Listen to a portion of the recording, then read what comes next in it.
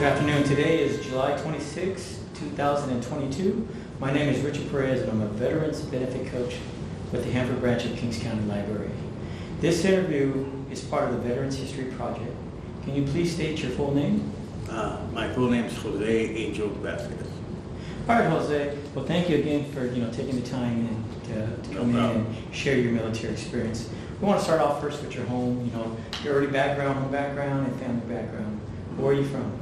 Originally, I'm from Maywood, California, down in East LA, and when I was about 4 or 5, my dad moved us up here. Well, my stepdad.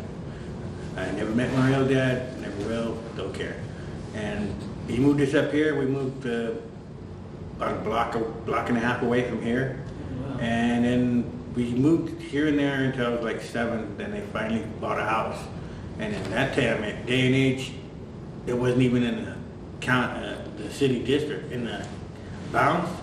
So we were basically considered country. We were out in the country. Anything past I think near Houston, at that time was considered out the boonies. Right. Yeah, there wasn't very much. It was still, back in those days, cotton fields, cornfields, all kinds of crazy stuff. And yeah, I've lived in Hanford most of my life. I grew up here. And I couldn't call nothing else home. Because most of my friends are here. I still run into people I haven't seen in like 30 years. Right. Yeah, the only thing I have regrets about is every once in a while we don't get in touch. Because lately we've been getting in touch, but not in a good way. We just lost our high school coach, and that brought back a lot of good memories. But I was pretty sad for his family because he was a good guy. Okay. Yeah. Are your parents still with us? Yeah. My parents are 70-something years old and still alive and kicking. Oh man, that's And awesome. when I was a teenager, my senior year in high school, they decided to open a restaurant on the east, over there near Hanford Armona. Right now it's called Cisneros, but back in the 80s, late 80s, it was called Los Panchos. To this day, and I mean to this day, people ask my mom when they see her, "Do you still make chili bread and burritos?" Mm-hmm. And my mom goes, "Yes," and it's hilarious because sometimes I even get asked, and I'm just like, "What?" Because I only work there on the weekends, and I barely work there. And it's probably because I look just like her. So both your parents or your mother, so what they did for a living was they owned a restaurant, and My mom basically up to a certain point raised. I'm the oldest of 6. I have 4 younger sisters and a baby brother. Okay. And my dad was basically a butcher. He worked at Hanford Meat forever and a day. Oh wow. Then they went on strike sometime in 84, 85, and then they just went from wherever you can find work. And when he had to retire at I think just a few years from my age, he was like almost 60 when he was forced to retire. He threw his back out so bad that he couldn't work anymore. So okay. yeah. So I noticed you mentioned you have siblings. Yeah, I have And four sisters and a little brother. So you know what their ages are? My sister that passed away, Blanca. Apologize. Yeah, I miss her every day, but we weren't very close, and that's on me because I have a tendency to go dark, because a lot of it has to do with my time in service, and a lot of times I just go dark and just don't want to talk to anybody. It's not anybody's fault, it's just me. My sister Blanca, she was 2 years younger than me, so she would have been 51 by now. And then the sister after her is my sister Lisa. She would have been, she's 48, no. She's 2 years younger. She's 48, 49. And then the other two, I don't know their ages, but it's my sister Maria and my little baby sister Teresa. Okay. And then I have a little brother, and he's 10 years difference. Oh, okay. Yeah, that was an experience. That's a big gap. I had sisters until I was 10 years old, and I thought, oh man, my dad comes home from the hospital. And he's like, "It's another girl," and I'm like, "Oh, really? I'm down." My grandmother's been watching us the entire time, so she saw. "Don't lie to him." She's saying everything in Spanish. "Don't lie to him." And he goes, "It's a boy." I almost gave my grandma a heart attack. I'm freaking out, going all over the place. Right. Yeah, because I finally have a little brother, and I'm not, like I said, I'm not very close to him because I don't want to put a lot of what's happened to me over time on my family, because it's me, I have to deal with it, not them. Like at one point, you know, I just distanced myself. And I love my siblings, I love my brother, I love them all, but I'm not close to anybody. I'm just surprised I'm close to people now. Like I was telling you a little while ago, I have bad days, and bad days to where I won't even leave the house. Like when COVID hit, I wasn't affected whatsoever, because that's my everyday thing. I come to town once in a while just to entertain my mind, because if I let my mind go places, I'll do things I shouldn't, and I don't want to go there. I've been sober this long, and I'm going to keep being sober. Good job, good job. So did any of your siblings serve in the military? Nope. Out of my dad's side and out of my side, only 2 of us have ever served. Okay. And I'm the one from my mom's side, and then my cousin served in the Marine Corps. Okay. Yeah, his name is Ruben Padilla. Ruben Padilla. Yeah, he's my cousin Frank's cousin. Okay. Yeah, he's a cop in LA now. All right. Yeah, So he's continuing to serve. He's a character. He posts some funny stuff on Facebook. It makes me laugh. Okay. So what did you do before you served? At the time, before that, I was doing whatever I could do. I had a falling out with my parents. I didn't have no fallback plan. So I was basically living on the streets in Hanford. Okay. And at times I ended up moving to LA right after high school, because my sister, the one who's gone, she got pregnant at 17. My dad's an old Hispanic, old man from Mexico, so he freaked out, period. And got to the point to where he wanted me to beat up this kid and that kid and this kid. And I'm like, Dad, I'm 19 at this point. They're all little kids, they're minors. I can't do that. And he would let it go. And I just couldn't do it anymore. I had been putting up with my stepfather. He's pretty much he's my dad, but he's not my blood dad. He's the man that raised me. Okay. A lot of my mental things sometimes is because of the way I was brought up. So, yeah, I moved to LA, was working at McDonald's for about 8 or 9 months. Then I got let go from that because of my temper, and then my aunt goes, "Why don't you join the military?" So I didn't want to go full time, so I joined the reserves. Okay. And what military branch was that? I was in the Army. U.S. Army. Okay. U.S. Yeah. Army Reserves. So obviously you were enlisted. You enlisted. Yeah, I was US Army Reserves. zero. It was a blank. I didn't have no rank. I went in Fort Benning in I think 90 or 91, somewhere in there. And that boot camp was probably the most amazing thing I could ever appreciate. I appreciate everybody. I remember the 4 guys that slept next to me. I remember how many guys were in it. I remember how many guys one guy out of 50 guys, one guy got recycled because he broke his leg. But other than that, we all made it with flying colors. I remember the guys' name. I don't remember the first name, just their last, normal. Right. Normal, Oh, I yeah. don't even remember. Oh yeah.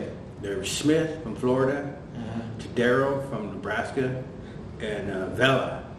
And that guy was something else from I think it was Jersey or New York, I can't remember. No, Illinois. He was from Chicago, Illinois. And the 4 of us is like 4 musketeers. We were just always, hey, wake up, come on, we gotta get going. It was just, and that boot camp was not like it is now. It was hot balls to the walls. Right. Just like, handle your business, let's go. They're yelling at you from first day up to almost the last day. High stress the whole time.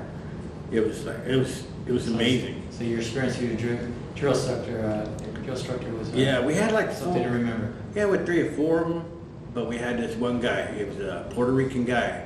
And the only reason I remember his name because one of my mom's favorite singers is Jose Feliciano. That's what his last name was, Drill Sergeant Feliciano. And this guy was, wow. Full ruck, passing guys, and we're doing road marches, and he's passing guys, and we're all looking at him like, how is he doing that? I can't believe this. We even had I found out that they had like a tradition, and they would make a giant wooden board and have us paint on it. So one of the guys is a really good artist, and I'm a decent painter. So we decided to do we were called the Black Knights. So we did a black night, but it wasn't a normal black night. It was a mechanized black night. Oh man. He did like Robotech kind of post, a giant board, and we were like, okay. Yeah, it was pretty neat. So your boot camp experience was something to. We got honor platoon. Oh, that's good. That's outstanding. Can't ask for nothing worse. So. And so what inspired you to choose the Army or the branch? To be honest, I had two dreams when I was a kid, from when I was little, because I always wanted to serve. I just didn't know what. One was either being a cop, or the other one was being a soldier. Lo and behold, the opportunity came and I went for it. And I'm thankful for a lot of it, because to this day I can still walk from one end of town to the other on a hot day and not be bothered too much, which freaks out everybody else, because I'm in my 50s now and I'm still doing it, and you're like, how are you doing that? I'm like, yeah, you only knew about boot. So you're adjusting to military life. Yeah. How do you see it, or how was it for you adjusting? Got me squared away. Got me a lot of bad habits, but it gave me a lot of good ones. Oh yeah. Like I was never much of a haircut person. I never liked to cut my hair. I never liked to shave. Well, until I got really old, I didn't really have to shave. It took me almost a month until I had to shave something. And I had, gotta have your hair off your ears, gotta have your everything squared away. So I was like, man, I'm gonna keep my stuff square. So I cut my hair, and to this day I still do it. For a while there I didn't. When I ended up getting into dark depression, which happened to be a period where I actually stopped drinking, which is a miracle in itself, because when somebody gets that low, you usually end up going there. And I went the exact opposite, which defines my life. Instead of doing like my dad always told me, all through school I would get in trouble, I would do this, I would do that. I'd do everything they told me not to do. And one day he just said, you're never going to amount to nothing, you're going to end up in prison for the rest of your life, blah, blah, blah. From then on, I was like, well, I'm going to prove you wrong, just like I'm going to keep proving you wrong for the rest of my life. I proved him wrong as soon as I graduated. Graduated with honors. Awesome. I graduated a year late, but I graduated from Hanford High. Well, congratulations, and you made the big decision that only a small percentage of Americans do make is to join the military. So. Well, I always wanted to serve. That's the main thing. I love this country. I get a lot of flack for not waving the Mexican flag around and not being, you don't speak Spanish, and I'm like, yo puedo explicar español, no te agüitas. Don't trip. I do speak Spanish. I just choose not to. I choose to speak it when I feel like it. Right. That's my gift. They gave us. That's what we fight for. That's what the men and women that join the service do. That's to protect our rights. And I wanted to be part of that, and that's what I did. Okay. And when people thank me, I don't need to be thanked. I loved every minute of it. I picked up a lot of bad habits. I ruined a marriage because of my own needs, but my entire time serving, I was honored to be part of the Army. I'm honored to see kids nowadays join the military. I had a guy from my church. He came up to me and he asked me what I thought of, joining the service, and I told him the truth. It's up to you. I can give you all the ins and outs, but I can't just tell you, what it's like, because it's not the same for everybody, especially when you go into a different field. He went into demolition, so he had a ball. Yeah, he's in Korea now. I think he's part of the unit that rotates through there from Fort Lewis. Yeah, so. And what was your training? What was your job in the Army? When I was reserves, I was 11 Bravo. When I got to the National Guard unit, which I ended up moving from LA to Hanford, it turns out they were tank killers, hotels, 11 hotels. So I was acclimating to that. Well, I met a girl, one thing led to another. Next thing I know, hey, you're about to be a dad. I'm like, well, it's time to grow up. Time to stop playing the reserves and go full time. So after 2 years in the reserves, I went full time. All right. And I just didn't want to be a foot soldier, so I asked him, can I get on a Bradley or something? And he goes, well, we always got room for tankers. I'm like, tank. I go, so I'm going to go from a tank killer to a tanker. And the guy's like, why not? I'm like, I guess so. So I went to tanker school at Fort Knox. So how was that specialized training for tanking? Oh man, it was good, especially since there were a bunch. When I was at Benning, there was only a couple, maybe 2 guys that were prior service, and there were nowhere in our platoon, and they kept them separated from us because the drill instructors didn't want them talking to us, telling us the ins and outs. They wanted us to learn the hard way. But when I got there, every platoon had at least 1 or 2 guys that are prior service. And the best part about that is we didn't have to do all the road marches, especially when they found out me and maybe 3 other guys were all prior infantry, and they were like, "You guys march more long." I think we did about 20 miles on our last one, 20, 25, and Fort Knox they only do 15 at their end, and I'm like, whips. But it was cold. It was cold. It was in Kentucky. Oh yes, Kentucky, out in Fort Knox, correct? Yes, sir. So after you completed your active duty training, you're coming on active duty to become a tanker. What was your first assignment? I got assigned to Germany, Mannheim, Germany. Mannheim, I Germany. was part of the 3rd Brigade, 377th Armor. I ended up in a line. I wanted to go. They have room for us in the line company, so they put us in support. And my first 24 hours there, or 48 hours, was like the craziest things I'd ever heard or seen. We got put up over the headquarters until they find places for us to sleep in the line companies or the headquarters or whatever.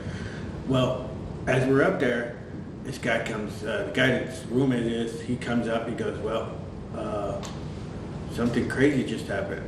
And I'm like, what happened? He goes, some guy just did something nuts. And we kept pressuring him, asking him, what is it? And it turns out this guy found out his wife was cheating on him, which is all common in the military because it happens. And she was pregnant, and he thought it was his. It turns out it wasn't. So he shows up with a box, shows the box to his wife, and he goes, it's a present for you. He shows it to her. She opens it up. It's the head of the guy she's been sleeping with. Oh, wow. Yeah, cut his head off. And then he jumped out the window and killed himself. I was like, whoa. I was like, are you serious? He goes, yeah. So that was your introduction to arriving to Germany. That, and then later on that night, we went out drinking, and some guy was whooping it up because he was like 12 hours in the wake up. He was about to go home. Okay. This guy, So he's ready to go back to the States. yeah, he's whooping it up so bad that he goes, watch, they'll never find me. And I'm like, what is he talking about? He had a plan, and we didn't know what he was talking about. And then all of a sudden, he goes, hey, watch this. He's got himself a BMW. BMWs are a dime a dozen. They have them as taxis over there. Mercedes too. Yeah. And I was like, what's he gonna do? He's like, oh man, he's gonna do it. I'm like, what do you mean he's gonna do it? He starts backing his car up, and the streets in Germany and most of Europe are really, really narrow. Yes, they are. And he's backed up. He's hitting every car on purpose, backing up. And he's totally plastered. He shouldn't even be behind the wheel. He's leaning it up and down the street. He's smashing cars, just everything. Then he disappeared. The next thing I know, we hear he made it onto his flight, went home. And I was figuring, well, they get him, because the crazy part is this guy was a native. So he lives on the rest. He disappeared into the rest. They never found him. I was like, are you serious? And I'm like, I can't believe I'm seeing this. And it's just one crazy thing after another. It was like, wow. So did you like your assignment, your first assignment? I loved Germany. Yeah. I loved the Germans were super cool. The area was just, it reminded me of Hanford at times, but at times it was just way colder. because it does snow in Germany. Oh, yes. And yeah, it was incredible. There was times where we'd be outside, and one of my bad habits that I picked up was smoking. So we'd be sitting there smoking for like ever in a day, chain smoking, right? And it was endincredible. Like the craziest things I saw when I was on my assignment during the time I was in was I ended up in a headquarters company. And I'm like, what are we going to be doing? It's not tankers, Are we going to be helping people? And they're like, yeah. And I'm like, what do you mean by helping people? So we ended up in a platoon called support platoon. All they do is help the rest of the battalion out. And they go, you're going to be driving that. And I'm like, what is that? And they're like, it's a Hemi. I'm like, what's a Hemi? And they're like, you're going to learn. It's a truck that has a 100-degree turning radius, and it's got a crane on the back, and it pops out the legs, it goes down, and you can use the crane to lift stuff onto it. Yep. Turns out that's what we use to lift them. When we go to Grafenwehr for gunnery, when guys would go to qualify weapons and everything, we were there giving them their ammo, small arms, everything. And then we'd have to, no matter how big, I mean, like it could be like 4 boxes of rounds for mortars, we'd still have to strap it down. That was reg. It was regulations. You had to. It's SOP. You had to. Standard operating procedure. You had to do it. And I'm like, good gravy, this is ridiculous. 3 straps for this 2 little boxes. And I'm like, this is ridiculous. My first time out in the truck, I nailed it on a tree. But not head on, but the mirror. And I didn't exactly get it perfectly because they do these roundabouts. The first thing you do when you pull out of the motor, after you get out of off our base where we're at, right into a roundabout, every which way. Right. And I nailed a tree. Pow! My sergeant's right. It's my qualifying driving, and my sergeant's like, don't worry about it. Everybody does it. I'm like, going for real? So you were traveling, and did you guys travel from Mannheim to Grafenwehr? Those drove to Grafenwehr in the so Hemi. you had to drive on those autobahns. Yep. And that German autobahn, sometimes there's no speed limit. In some There areas. isn't. They could say there is, but there isn't. My first, we're on our way to Grafenwehr, and I'm riding along, and the first thing I'm tripping out on is that a nuclear reactor? And they're like, yeah, and I'm like, I've never seen one so close. I'm freaking out. I've never seen a nuclear reactor that close. It's like from here to the Civic. And I'm like, what?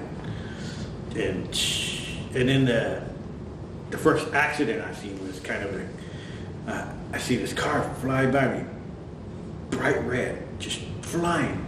And I'm like talking to my co-driver, happened to be my roommate, Yura. And I go, hey, what was that? He goes, oh, it was a BMW. I'm like, you can see that? He goes, yeah. And then all of a sudden, about half mile away, I see something pop up in the air, and I'm like, is that red? And he goes, yep, it's probably that same BMW. I'm like, what? We came up on it, body parts here. Turns out a lot of times when the Germans, I don't know why, they have their old hoopties, and they drive it in the fast lane, which they shouldn't, but they do. Sometimes they break down, and nobody's going to stop and help. Right. So they leave them. They stay right there, and they're trying to fix their car. And people are speeding. It doesn't matter how fast they're going. They could be driving speed limit, but they don't slow down fast enough. They're just going to hit it either way, and they hit. I've seen at least 9 accidents. At least 6 of them were fatal. Maybe 3 of them people survived. I was surprised on that because.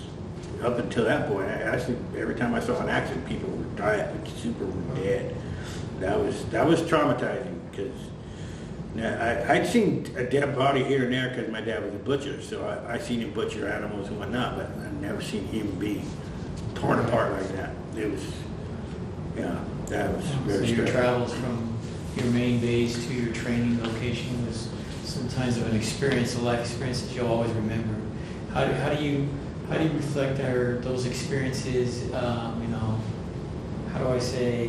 do these experiences impact your life? Either be, not the travel, the traveling, but also the training, on the exercises you did in the military? How have they impacted you? Training was motivating to keep going, helped me to keep going, because there was times where we would get sick. One time there was we have 12 trucks, and only 6 of them were running because everybody else was sick or they were broke down. So some of us was pulling double, triple duty. I was up for 72 hours once, driving in the nighttime as well as the daytime, drinking coffee like it's no. Well, we're popping Vibrant at the time. Every 8 hours, we're popping up the Vibrant to keep ourselves awake. And it was. You guys had 24-hour operations, training. It was scary. It's because the mortars had the mortars, and a lot of the other guys, they were doing it like they were in the middle of combat. They were trying to simulate it. I don't know what they were doing. All I know is we had to be at a certain spot at a certain time. And Grafenwehr is just a big giant circle. Yeah. It's just, they were always in the mortars is over here. The scouts are over there. The main guns are in the middle, and they're all spread out, and they don't all do it at the same time. They all do it at different days, and it was just stressful.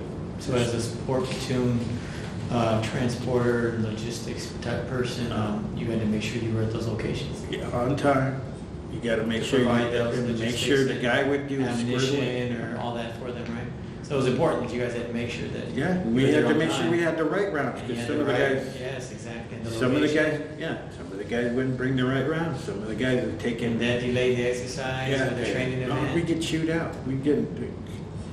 Some of the scouts, the chain of command would smoke us right there on the pad.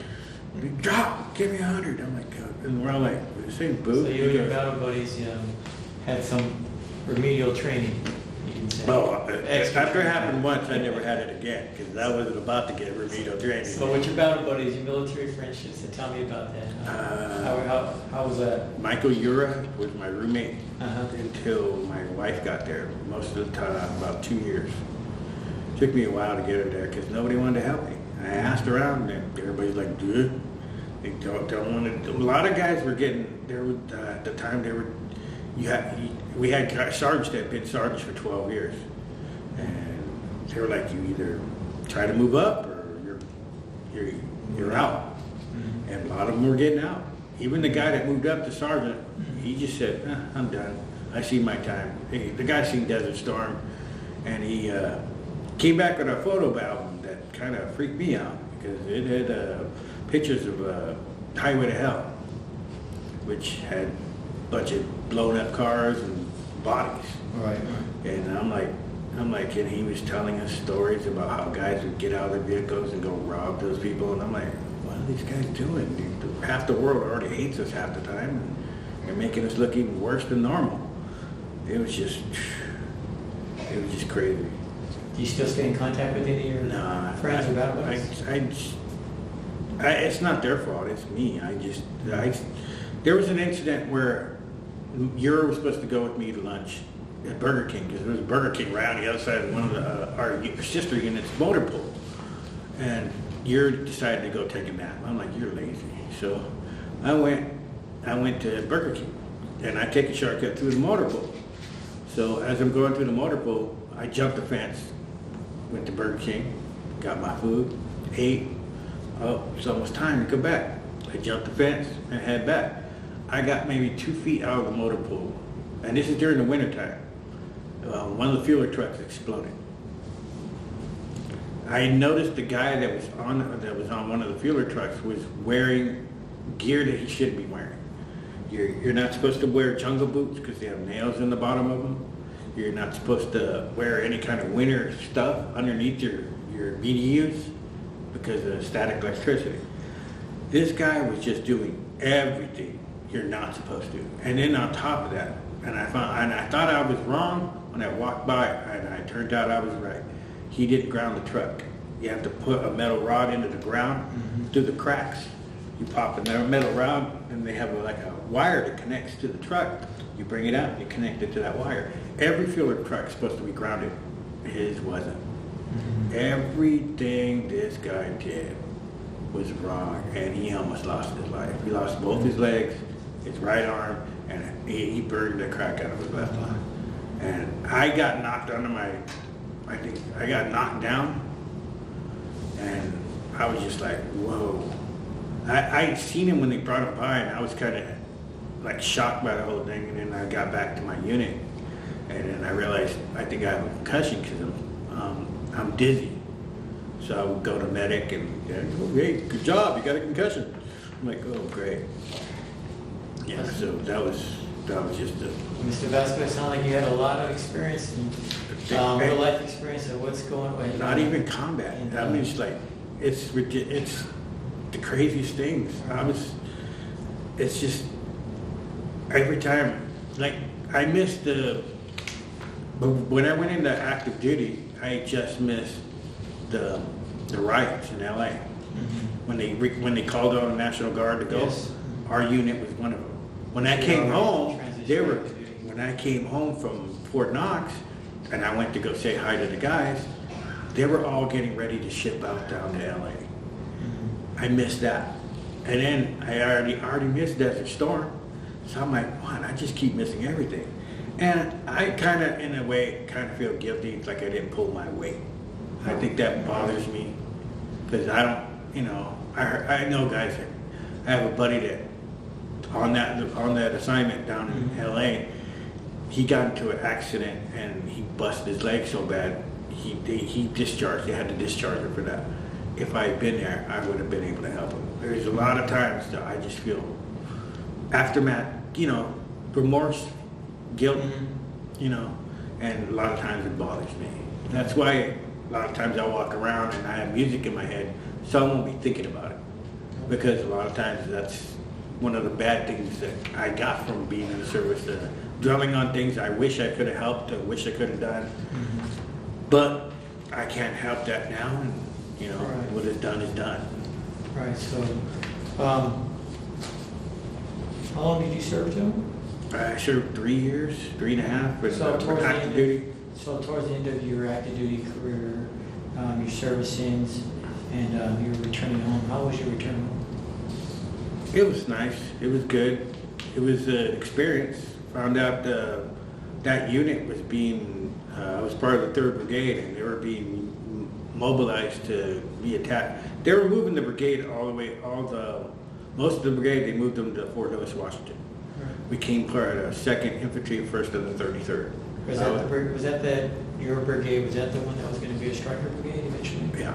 Okay. Yeah. So they were the right first initial. Yeah. Right when we got there, we found out you got about a year, Mm-hmm. and you're going to rotate into Korea. Okay. I'm like, oh. And my wife was like, what do you mean you're going to rotate to Korea? I'm like, are we going to? I'm like, wives don't go. She's like, okay, well, near the end of my tour, we're in the middle during training, we're out doing, just exercises, training for combat. Mm-hmm. Our company commander just wanted us to be mobile. He goes, we were all trained infantry, a lot of the guys are forgetting the fundamentals. Right. So he had us out there doing it. The only problem was he wanted us to run around with full rucks. And I know for a fact that's not smart because a lot of these guys haven't been doing that. A lot of these guys have never done it.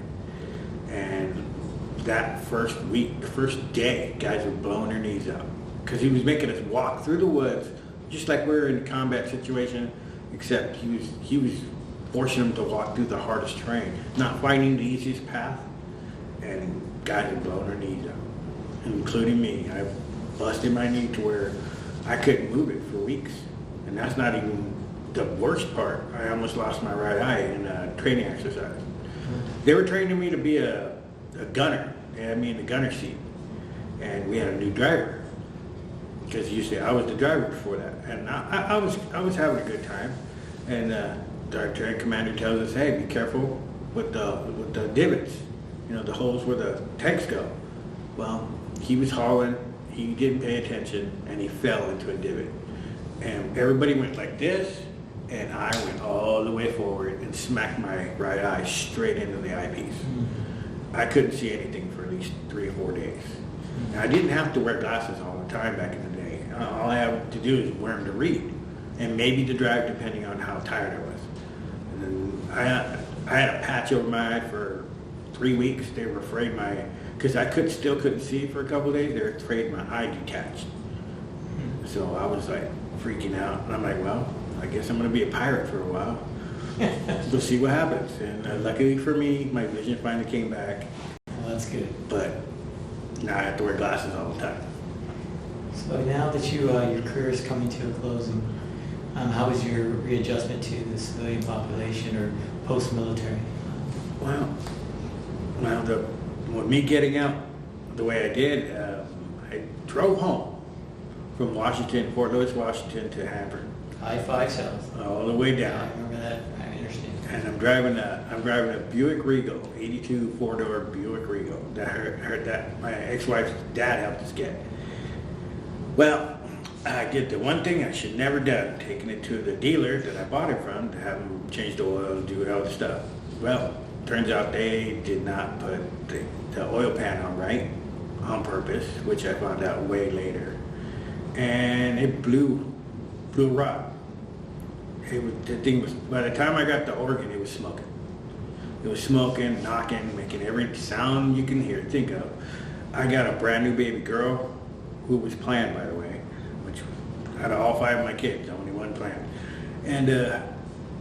And my son, and I'm driving, and I'm like, what am I gonna do? So we stopped in a little town called Brownsville, Oregon. Call my mom, I say, hey, I need some help. I don't know what to do. She said, where you at? We're at a U-Haul. She goes, nope, her mom doesn't have a credit card. Do you have a credit card? She goes, yeah, you can use my credit card. Mom didn't think twice, but she did tell me you have to pay me back. And I'm like, of course. So I rented a U-Haul truck, put my car on a dolly, disconnected the drive line, and drove back. My son's sitting in the middle. I'm sitting here. My wife's sitting over here, and my daughter's at her feet. My brand new, not even 6-month-old daughter. Oh, wow. Yep, drove all the way home. And when I got back home, I was like, what? When I left in, I think it was 89 from Hanford, but I came back for a while. But when I still lived here, half the town was still the same. When I came back in 95, it was totally different. Like the old Hanford Mall was gone. Right. Or the King's Mall, I think. Yeah, well, King's Mall was gone. J.C. Penney's was gone. I'm like, what? What in the world's a Monty Mart? Why is there a stoplight over here off of the, I can't remember the freeway over here. 198? Yeah. Why is there a stoplight when it comes off? And I'm like, there's a stoplight there. There wasn't a stoplight before. And I get to the next one and I'm like, what's Rite Aid? Right. A lot has changed since I couldn't believe it. Serving in the U.S. Army. Well, as soon as I went by the high school just to go by it, and I'm like, where'd all the lockers go? There were no lockers. All the lockers are gone. I felt so bad for the kids. I'm like, well, my kids are going to be happy with this because we had lockers all through high school. And these kids did not get them. So now that you came back home finally, and you saw how much Hanford has changed since you had left, what did you do? What was your occupation after? Well, first job I got was working in an arcade. Okay. In the new mall, Hanford Mall. They had it was called Aladdin's Castle. I had a buddy. He was like my best friend at the time, and he hooked me up with a job, and I excelled. I excelled so much I actually became one of the senior attendants. It was basically it's the manager's assistants. Okay. The assistants, if the manager's not working, the assistants, the senior attendants run the show. And they have to distribute money, fix the machines. And I learned a lot how to fix especially pinball machines, because I couldn't believe how much you have to do to fix a pinball machine. Oh, yeah. Solder stuff, and make sure the stuff is connected, plug it in a couple of times, pray to the Lord that you don't blow it up. So did you continue any education or anything after I wish I had. your Army career? I wish I had, but I was too busy being an idiot and drinking. And one of the bad things I took from the military is I enjoyed my liquor, enjoyed it too much, and I ruined my marriage because of it. When I'm drunk, I have a wandering eye, and one thing led to another, and I ended up with 3 more kids, but not from my wife. So she divorced me. I ended up on here and there and everywhere. And then I finally got a job at Sears, at the old Sears, the one on 7th. Love that place. I was there for 2 years. Right when they moved is when I got, they weren't going to give me full time. I was like, there were only 2 in-stock specialists in the whole store. One was for the soft lines, the clothing and whatnot, and then me. I was on the other side. I didn't do electronics or any of the refrigerators or stuff, but I did everything else. I kept track of all the tools. And you would not believe how many tools you have to keep track. The whole time I'm thinking, this reminds me of keeping track of main gun and ammo. Because we did pretty much the same thing, even down to the shells, making sure you have every shell. Because we had a chain of command that would count it. And yeah, I loved my time. I even took so many correspondence courses that there was only 4 people in the entire store that took as many as me. And 2 of them were management. And the other person turned out to be my buddy. He was from Oakland. His name was, I think it was Albert or something like that. He was a cool guy. We're both Raider fans, so that's why we reconnected. So he was, yeah, that was pretty good. And then I met the wrong woman, had 3 kids, and then I was working at Wilshire Paint, which was right next door to the old Sears. And then I knew that wasn't going to cut it, so I got another job at Beacon on the same road on 7th Street. I think it's I know something now. And I was working both jobs. I worked the paint store in the morning, and I worked the other one at night. And like every night, I'm sitting there right after I get home. As soon as my kids go to sleep, because I never drank in front of them. Refused to drink in front of them. I would get drunk and just sit there wallowing just wallowing. And during this entire time, this woman is not keeping the house clean while I'm at work. She's just letting it go. She's at one point she stockpiled diapers.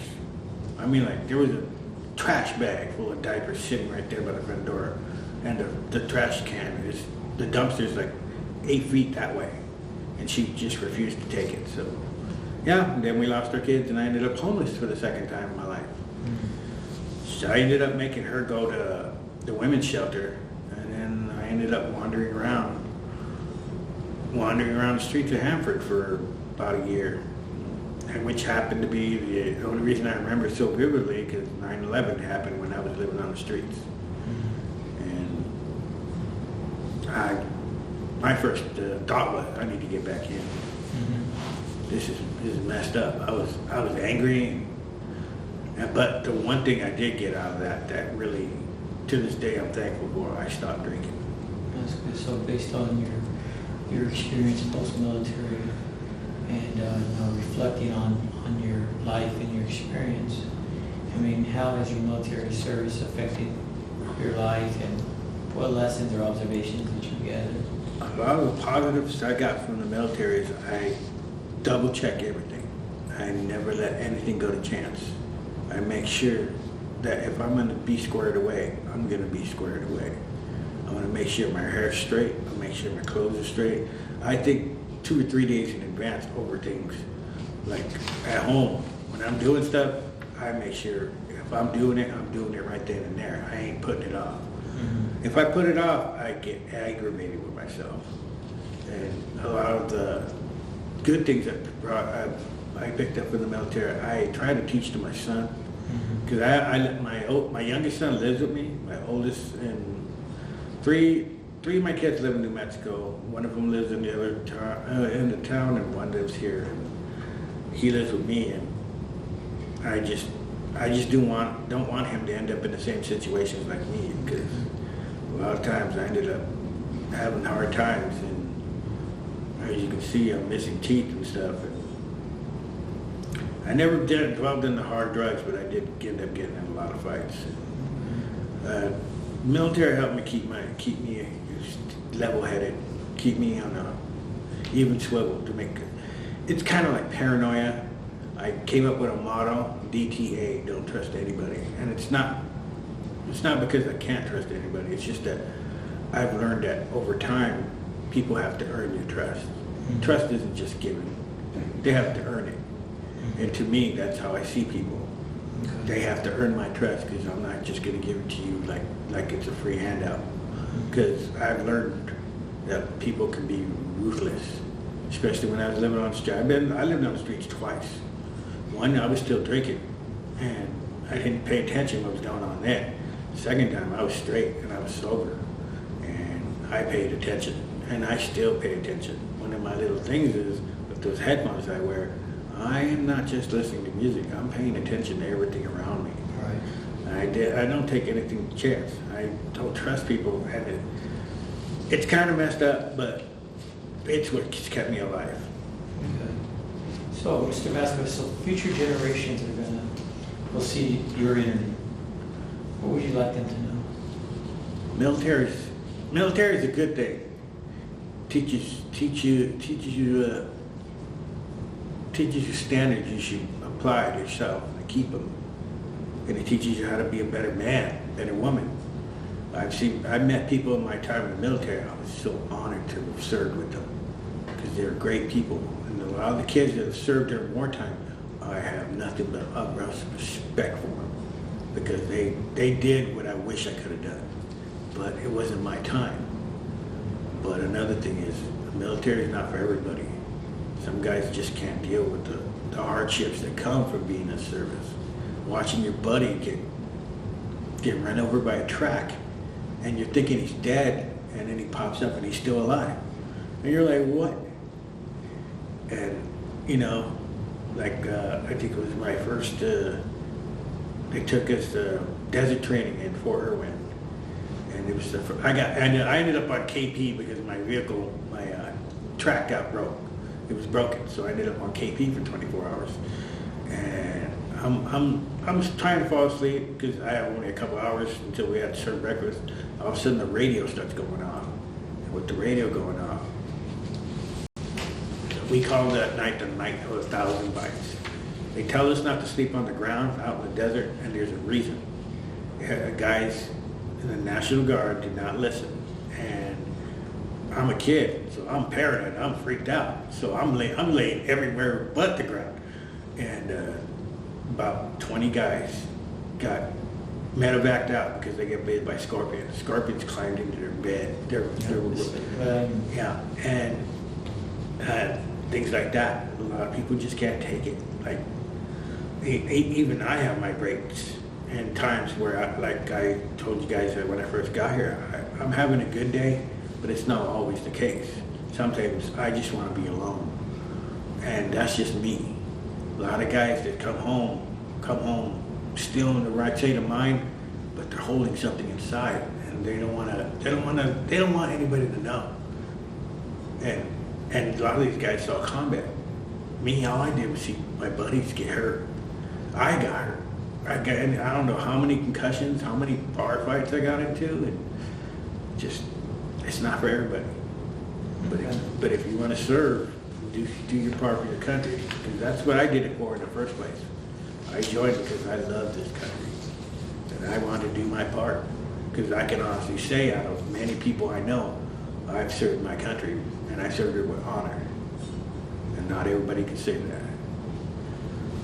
Mr. Vasquez, well, thank you. Thank you for taking the time to do this interview. But most importantly, thank you for serving our country. I was honored.